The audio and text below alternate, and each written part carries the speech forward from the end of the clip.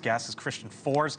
He's a resident of La Cañada, which is basically one of the neighborhoods there next to Altadena, one of the hardest hit areas. He is also a fellow at the Independent Institute, where part of his research focuses on policies to help prevent wildfires. And Kristian joins us as our coverage continues. You know, personally, Kristian, what are you feeling right now professionally?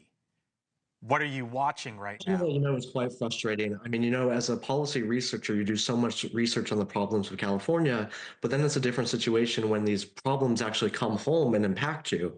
So it's almost like theory meets reality. And it's really disappointing because on paper, I know that California can appear to be a really disappointing state, but then it sort of slaps you in the face when it actually comes to your neighborhood.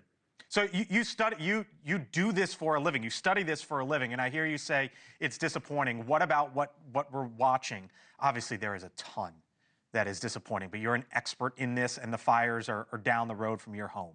What's the disappointing part as you see it? Obviously, we don't know the exact cause of this fire yet, but one thing I can say concretely is the night after the night of the Altadena fire, after the fire had already began, our house still had electricity. I read articles online saying that residents of Altadena still had electricity, and the fact that we knew that we had these red flag warnings and that we were going to have incredibly powerful winds, and for some reason, in these very, very, very high risk fire zones, the electricity was not turned off, just seems incredibly risky to me. Kristian, the Los Angeles fire chief in the recent hours has said the city failed her department. Is that your view? I think the firefighters are trying as hard as they can. I think they're doing a great job. I mean, there's an element of wildfires that are wild, and so they're called wildfires.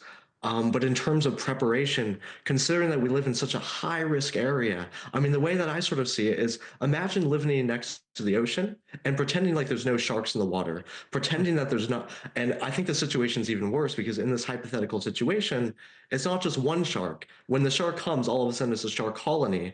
We live in a very, very dangerous area. We're surrounded by dry brush. This should be a top priority for our public decision makers. Kristian Fors, we got to leave it there. I hope your home down the road there in Altadena ends up safe and fine.